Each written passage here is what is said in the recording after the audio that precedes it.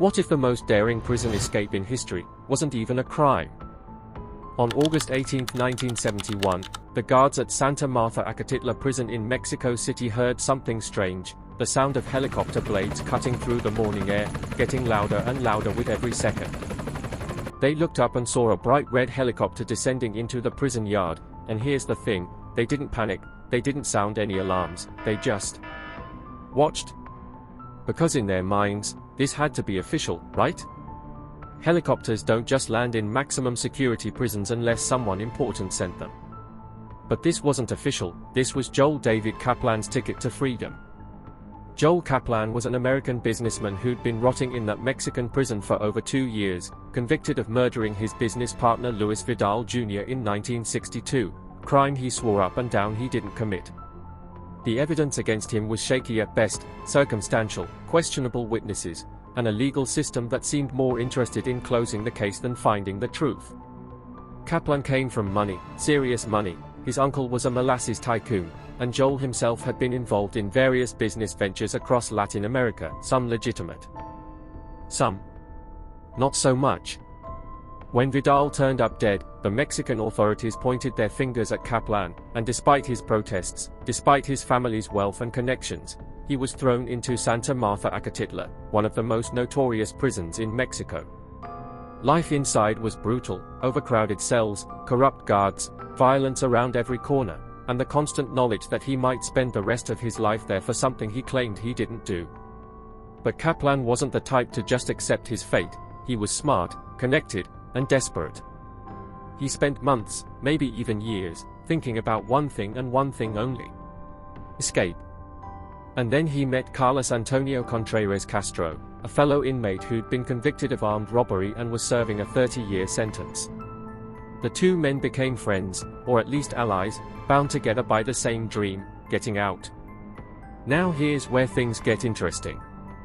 Kaplan had resources on the outside, family members who believed in his innocence and were willing to do whatever it took to free him. His sister Judy Kaplan Dowis was particularly determined, hiring lawyers, paying bribes, exhausting every legal avenue she could find, but nothing worked. The Mexican legal system had made up its mind, and Joel was going to stay locked up.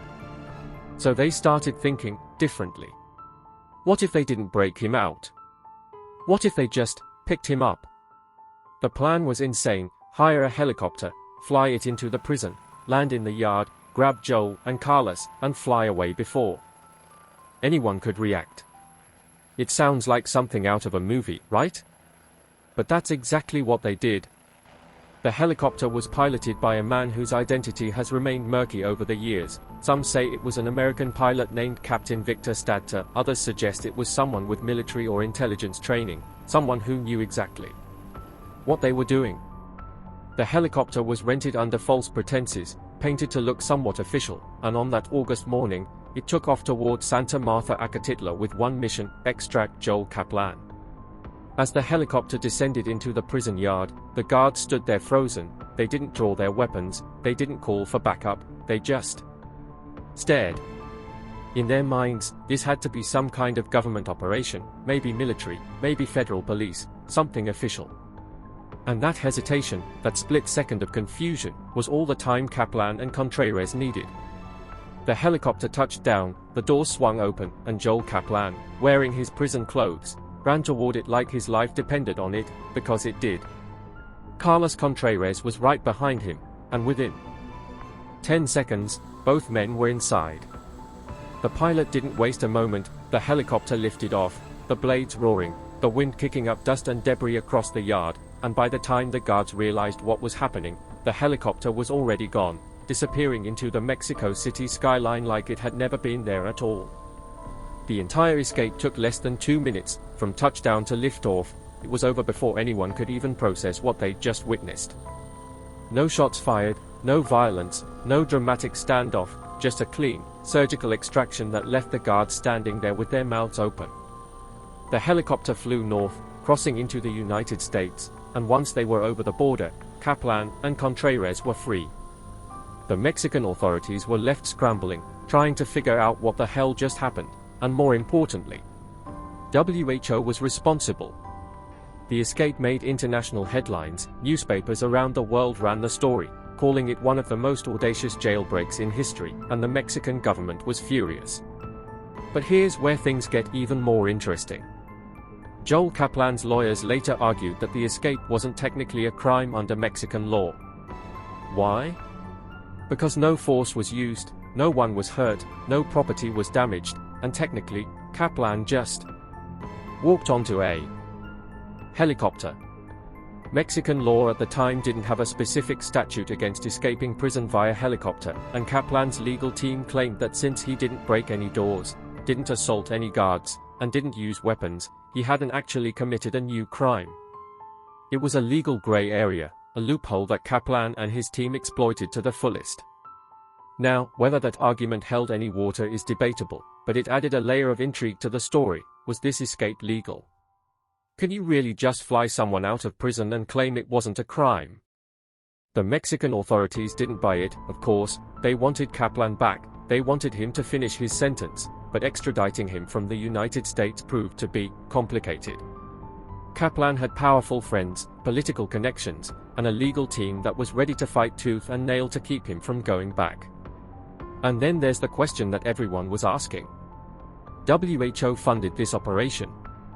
Renting a helicopter, hiring a pilot, planning an escape like this, that doesn't come cheap. Some people believed it was Kaplan's family, using their wealth to orchestrate the whole thing, and that seems like the most logical explanation. But others started whispering about something darker. There were rumors, unconfirmed but persistent, that Kaplan had ties to the CIA, that his business dealings in Latin America had involved intelligence work, and that the escape wasn't just a family rescue, it was something more. Some theorists believe the CIA had a vested interest in getting Kaplan out of Mexico. Maybe he knew too much, maybe he was involved in operations that couldn't be made public, or maybe, just maybe, the murder of Luis Vidal was connected to something bigger, something the US government wanted to keep buried. There's no concrete evidence to support this, no smoking gun, but the pieces fit a little too neatly for some people's comfort. A businessman with connections in Latin America during the Cold War, a suspicious murder, a prison sentence that seemed rushed, and then a helicopter escape that went off without a hitch. It all feels orchestrated. And then there's Carlos Contreras Castro, the other man who escaped that day. What happened to him? While Kaplan's story became famous, Contreras faded into obscurity, his fate largely unknown to the public. Some say he disappeared into the United States, living under a false identity, while others believe he returned to Mexico or fled to another country entirely. His role in the escape is often overshadowed by Kaplan's notoriety, but he was there, he took the same risk, and he got out. After the escape, Joel Kaplan lived quietly in the United States, keeping a low profile, rarely speaking publicly about what happened. He wrote a book years later, or rather, a book was written about him, detailing the escape and his version of events, but Kaplan himself remained largely silent. He maintained his innocence regarding the murder of Luis Vidal, he never expressed regret about the escape, and he lived the rest of his life as a free man, but was he really free? The escape followed him everywhere, the notoriety, the questions, the suspicion. He became a legend, but legends come with a price. The Mexican government never stopped wanting him back, they issued warrants, they made demands, but Kaplan never returned, and eventually, the world moved on. The guards who stood there that day, watching the helicopter land and take off, were reportedly disciplined. Some lost their jobs, others faced legal consequences for their failure to act, but in their defense, what were they supposed to do? Pull out their guns and start shooting at a helicopter in the middle of a prison yard full of inmates? It all happened so fast, so unexpectedly, that by the time anyone realized it was an escape and not an official operation, it was already over. The escape raised serious questions about prison security, about the power of money and connections, and about just how far someone will go to reclaim their freedom. Was Joel Kaplan innocent of murder? We may never know for sure. The evidence was circumstantial, the trial was questionable, and the truth died with Luis Vidal. But what we do know is that on August 18, 1971, a man refused to accept his fate. A helicopter landed in a prison yard, and in less than 2 minutes, 2 inmates flew to freedom in one of the most spectacular escapes in criminal history. And the question that still lingers, decades later, is this: if you're innocent, if you're trapped in a system that's failed you, if you have the means and the opportunity, is escaping really a crime? Or is it just survival?